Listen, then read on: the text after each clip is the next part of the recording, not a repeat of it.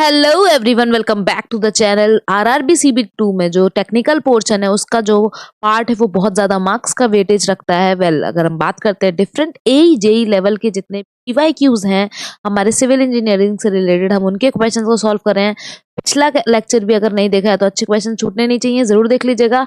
ये सारे बहुत हमारे क्विक रिविजन में हेल्प करेंगे। पहला क्वेश्चन है, king closer are related to. तो जो किंग क्लोजर है वो किससे रिलेटेड है?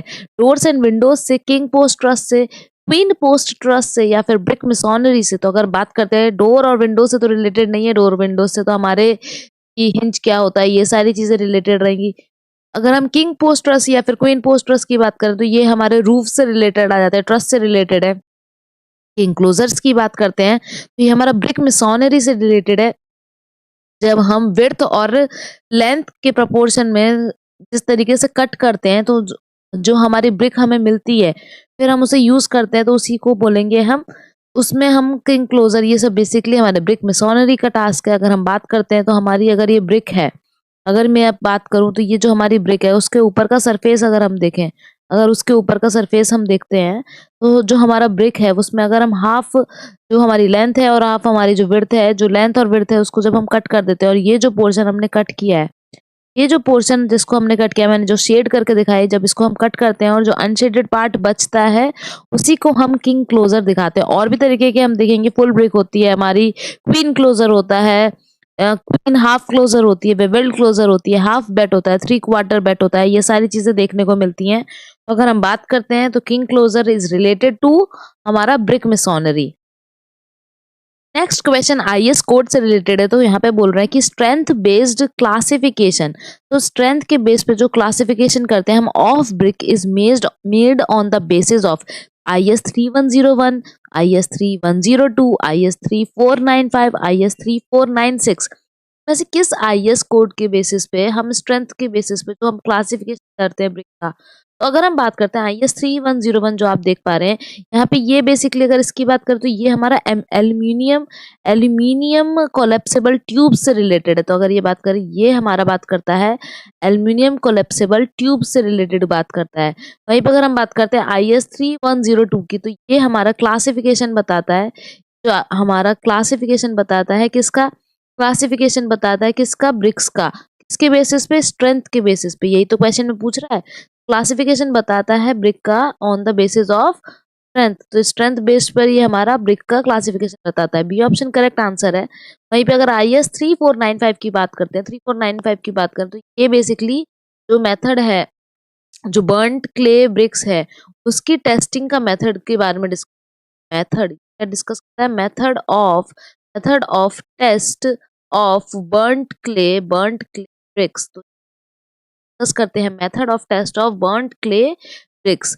वहीं पर अगर हम बात करते हैं 3496 ये बेसिकली हमारी जो पैग्स होते हैं, जो हमारी डॉबी लेग्स होते हैं स्पेसिफिकेशन की, तो पैग्स होते हैं करते हैं ये स्पेसिफिकेशन को डिस्कस करता है ये IS 3496, IS 3496 अगर इनकी बात करें। लेकिन यहाँ पर पूछा जा रहा है, क्लासिफिकेशन हो रहा है ब्रिक का on the basis of their strength. कौन सा IS कोड की हेल्प से करते हैं? IS 3102। तो B option will be the correct answer of this question. Next question की तरफ चलते हैं। नेक्स्ट क्वेश्चन है the indentation provided in the face of the brick is called. तो जो हम यहाँ पर हमारा ये फ्रॉग होता है इसको बोल रहे हैं, अगर यहाँ पे जो हम तरीके का हॉलो स्पेस देते हैं बेसिकली हमारे ब्रिक पर, उसको क्या बोलते हैं? हम फ्रॉग बोलते हैं। क्या उसे पैलेट बोला जाता है, क्या उसे स्ट्राइक बोला जाता है? तो उसको बोला जाता है हमारा फ्रॉग। जो इंडेंटेशन हम ब्रिक पे प्रोवाइड करते हैं उसको फ्रॉग। अगर हम बात करें, ये 1 से 2 सेंटीमीटर डीप रहता है और ये हमारा एक तो नेम लिखने के लिए, जो मैन्युफैक्चर है, मैन्युफैक्चर लिखने के लिए हेल्पिंग होता है, ये नेम ऑफ मैन्युफैक्चर लिखने में काम आता है। और अगर हम बात करें दूसरा, ये शेयर की प्रोवाइड करती है, शेयर की प्रोवाइड करती है। जब हम मोर्टार रखते हैं, ये दो ब्रिक्स के बीच में शेयर की प्रोवाइड करता है। तो हमारा फ्रॉग जो है बेसिकली यहाँ पर, अगर हम डेप्थ की बात करें जो हम इंडेंटेशन प्रोवाइड कर रहे हैं, तो ये 1 से 2 सेंटीमीटर डेप्थ आपको देखने को मिलेगी। इस क्वेश्चन का आंसर हमारा फ्रॉग हो जाएगा। नेक्स्ट क्वेश्चन की तरफ चलते हैं। नेक्स्ट क्वेश्चन को देखते हैं। नेक्स्ट क्वेश्चन बहुत अच्छा क्वेश्चन है। क्वेश्चन कह रहा है, a layer of dry brick तो हम एक ड्राई ब्रिक की लेयर लगाते हैं put below the foundation concrete. तो जो हमारी कंक्रीट है, जो फाउंडेशन कंक्रीट है, उसके बिलो हम एक ड्राई ब्रिक्स की लेयर लगाते हैं। इन द केस ऑफ, जब हम किसी सॉफ्ट सॉइल पर फाउंडेशन कंक्रीट लगा रहे हैं, फाउंडेशन बना रहे हैं, तो उसके नीचे जो कंक्रीट प्रोवाइड कर रहे हैं, जो हम फाउंडेशन प्रोवाइड कर रहे हैं, उसके नीचे एक ड्राई ब्रिक की लेयर लगाते हैं। उसको क्या कहा जाता है? उसको सोइलिंग कहा जाता है, शोरिंग कहा जाता है, डीपीसी कहा जाता है, इनमें से कोई भी ऑप्शन नहीं है। तो अगर हम इस क्वेश्चन की बात करें तो जो बॉटम मोस्ट लेयर होती है किसी भी स्ट्रक्चर के कंपोनेंट की, तो अगर हम बात करते हैं बॉटम मोस्ट, अगर इन इंफॉर्मेशन की बात करें तो ये क्या कह रहा है? बॉटम मोस्ट लेयर होती है किसकी? Bottom most layer of any component of structure, of any component of structure, किसी भी स्ट्रक्चर के कंपोनेंट की बॉटम मोस्ट जो लेयर है उसी को हम बोलते हैं सोलिंग। तो इसका मतलब क्या है? इसका मतलब क्या हो गया? स्ट्रक्चर, स्पेलिंग गड़बड़ लिख रही थी।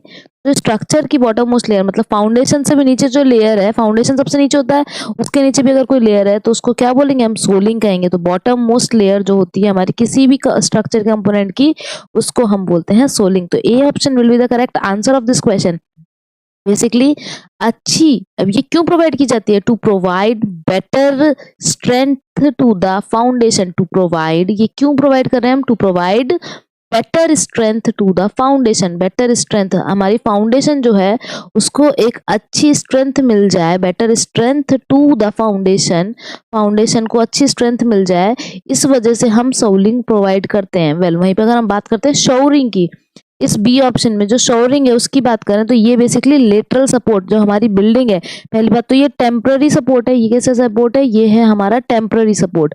और ये टेम्पररी सपोर्ट तो है ही, ऊपर से ये लेटरल सपोर्ट है, टेम्पररी लेटरल सपोर्ट है हमारी, जो स्ट्रक्चर को प्रोवाइड करने के लिए दिया जाता है। तो टेम्पररी लेटरल सपोर्ट है जो स्ट्रक्चर को प्रोवाइड किया जाता है। यूजुअली जो हमारे स्ट्रक्चर को स्टेबल और सेफ बनाने के लिए हम शोरिंग देते हैं। यूजुअली जो हमारा स्ट्रक्चर है उसको सेफ बनाने के लिए, उसको हमारा स्टेबल बनाने के लिए हम शोरिंग करते हैं। डीपीसी की बात करें तो डीपीसी क्या है? एक हॉरिजॉन्टल बैरियर है जो हमारा नीचे, जो हमारा ग्राउंड है, जो बेसिकली वहां से हमारा प्लिंथ लेवल तक वाटर ना आ जाए, कैपिलरी एक्शन के थ्रू मॉइस्चर ना पहुंच जाए, तो डैम्पनेस को रोकने के लिए, बिल्डिंग के अंदर डैम्पनेस को रोकने के लिए, जो वाटर है वो प्लिंथ लेवल तक ना पहुंच जाए, वहां पे रोकने के लिए, वहाँ पे जो हमारी वॉल्स हैं उनको इफेक्ट ना करे, वाटर ना रीच कर जाए, उसको रोकने के लिए हम डीपीसी प्रोवाइड करते हैं। तो इस क्वेश्चन का आंसर हमारा सोलिंग हो जाएगा। वेल, नेक्स्ट क्वेश्चन की तरफ चलते हैं। नेक्स्ट क्वेश्चन है, hollow bricks are generally used with the purpose of. जो हॉलो ब्रिक्स है वो किस पर्पस के लिए यूज किया जाता है? Reducing the cost of construction, construction जो लागत है उसको कम करने के लिए, प्रोवाइडिंग इंसुलेशन अगेंस्ट हीट, जो हीट है उससे इंसुलेशन प्रोवाइड करने के लिए। इंसुलेशन क्या होता है? जो हीट को रोक सके, ब्लॉक कर सके। इंक्रीजिंग द ब्रियरिंग एरिया, ब्रियरिंग एरिया को इंक्रीज करने के लिए या फिर ऑर्नामेंटल लुक के लिए। तो भाई अगर हम बात करते हैं हॉलो ब्रिक्स की, तो हॉलो ब्रिक्स में कुछ एरिया जो है वो हम हॉलो कर देते हैं।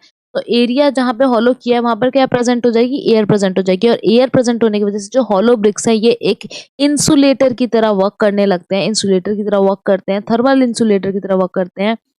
स्पेशली जब हीट की बात करें, जब समर की बात करें तो ये बहुत कूल बिहेवियर शो करते हैं, और विंटर में ये हीट बिहेवियर शो करते हैं। और साथ साथ ये बस एक ही हमें बेनिफिट नहीं दे रहे कि इंसुलेशन अगेंस्ट हीट दे रहे हैं, ये साउंड इंसुलेशन भी प्रोवाइड करते हैं as compare to solid bricks. तो ये हमारा इंसुलेशन अगेंस्ट हीट भी प्रोवाइड करते हैं एंड साउंड भी प्रोवाइड करते हैं। So B option will be the correct answer. ये हीट के अगेंस्ट भी इंसुलेशन प्रोवाइड करते हैं और साउंड के अगेंस्ट भी, इन कंपेयर टू जो सॉलिड ब्रिक्स है। वेल, नेक्स्ट क्वेश्चन की तरफ चलते हैं। नेक्स्ट क्वेश्चन है, the shape of the brick getting deform due to rain water falling on hot brick, this effect is called curves, floating, nodules, lamination. तो इनमें से कौन सा डिफॉर्मेशन, कौन सा डिफेक्ट आपको देखने को मिलता है जब जो रेन वाटर है हॉट ब्रिक के ऊपर फॉल करती है और जो उसकी शेप है वो डिफॉर्म हो जाती है?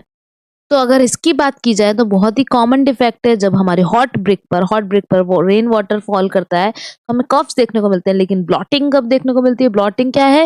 ब्लॉटिंग मतलब क्या है कि वो जो हमारा बेसिकली अगर हमारी बर्न्ट ब्रिक है वो स्पॉन्जी और स्वेलन स्वेलन देखने को मिलता है, सूजी सूजी सी देखने को मिलेगी। तो ये इफेक्ट कब आकर करता है? जब हमारी जो बर्न्ट ब्रिक है उसका सरफेस बहुत स्पॉन्जी स्वेलन हो जाता है। तो स्पॉन्जी और स्वेलन ब्रिक्स देखने को मिलती है हमें स्वेलन मिक्स देखने को मिलती है हमें ब्लोटिंग में। नोड्यूल्स की बात करते हैं तो नोड्यूल्स क्या होता है, जब हमारी ब्रिक किसी वाटर के कांटेक्ट में आती है और जो हमारे नोड्यूल्स मतलब जो हमारे लाइम के नोड्यूल्स हैं, जो छोटे छोटे पार्टिकल है लाइम के, वो जब वाटर से हमारे इंटरेक्ट करते हैं, वाटर के संग रिएक्ट करते हैं, तो हमको क्या देखने को मिलता है, जो वॉल्यूम में एक्सपेंशन देखने को मिलता है, जिस वजह से क्या होगा, वॉल्यूम का एक्सपेंशन होगा मतलब डिसइंटीग्रेशन देखने को मिलेगा। तो नोड्यूल्स में क्या होता है, लाइम हमारा वाटर के संग रिएक्ट करता है, वॉल्यूम का एक्सपेंशन देखने को मिलता है, जो कि लास्ट में हमारा जो ब्रिक का डिसइंटीग्रेशन है वो देखने को मिलेगा। लैमिनेशन की बात करते हैं तो लैमिनेशन में क्या होता है कि जो एयर है वो इंट्रैप हो जाती है वॉइड्स के, जो क्ले के वॉइड्स हैं उसके अंदर हमारी एयर जो है वो इंट्रैप्ट हो जाती है। इस क्वेश्चन का आंसर, हॉट ब्रिक पे जब रेन वाटर फॉल होता है तो उसके वजह से जो डिफेक्ट देखने को मिलता है उसको हम कफ्स बोलते हैं। नेक्स्ट क्वेश्चन को देखते हैं। नेक्स्ट क्वेश्चन है the operation of removal of impurities of clay adhering to iron ore is called, तो इनमें से calcination, purification, dressing and refining में से क्या बोला जाता है जब हम क्ले की इम्प्योरिटीज को रिमूव करते हैं, इस ऑपरेशन को क्या बोला जाता है? तो इस ऑपरेशन को हम ड्रेसिंग कहते हैं। अगर यहाँ पर बात करें तो C option will be the correct answer, dressing कहा जाएगा। कैल्सिनेशन क्या होता है? कैल्सिनेशन एक प्रोसेस है जिसमें हम जो ओर है उसको हम हीट करते हैं, उसके मेल्टिंग पॉइंट से जस्ट बिलो हीट करते हैं in the absence of air. Air के एब्सेंस में हम जब हीट करते हैं उस प्रोसेस को हम कैल्सिनेशन कहते हैं। प्योरिफिकेशन और रिफाइनिंग की बात करें तो जो ओर है, जो हमने सबसे पहले यहाँ पे हमने कभी जो ओर के लिए हमने रिसर्च की, ओर निकाला, तो ओर के संग कुछ वेस्ट मटेरियल भी होता है, तो जो ओर है उसको जब वेस्ट मटेरियल से सेपरेट करते हैं, इस प्रोसेस को हम प्योरिफिकेशन कहते हैं। और जो हमारा ओर अब निकल के आया, वेस्ट मटेरियल से रिमूव करके हमने ओर निकाल लिया, ओर से जब हम उस पर्टिकुलर मिनरल को या मेटल को हम निकालते हैं, जो पर्टिकुलर मेटल हमको एक्सट्रैक्ट करना है, उस ओर में से जब हम उसको निकालते हैं तो इस प्रोसेस को हम रिफाइनिंग कहते हैं। तो ये कुछ प्रोसेस हैं जो यूज किए जाते हैं, लेकिन इस क्वेश्चन का आंसर अभी हमारा ड्रेसिंग हो जाएगा। नेक्स्ट क्वेश्चन को देखते हैं। नेक्स्ट क्वेश्चन है a brick masonry could fail due to rupture along a vertical joint in a poorly bonded walls, shearing along a horizontal plane, crushing due to overloading या फिर any of these।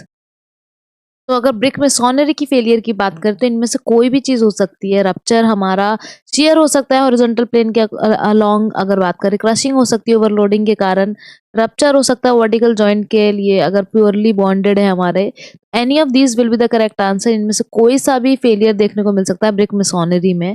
तो अच्छे questions हमने discuss किए हैं। अगर आपने पुराना लेक्चर नहीं देखा तो जरूर जाके देख लीजिएगा, और गेट पे भी लेक्चर चल रहे हैं तो जरूर जाके देख लीजिएगा। अच्छे क्वेश्चंस की प्रैक्टिस हमारे जो कॉन्सेप्ट है उनको अच्छा करते हैं, और ये लेक्चर किसी एक सिविल इंजीनियरिंग एस्पिरेंट के संग शेयर करना है आपको। Thank you so much for watching, और अपना वैल्यूएबल फीडबैक जरूर देखना दीजिएगा। Thank you so much. Like and subscribe our channel.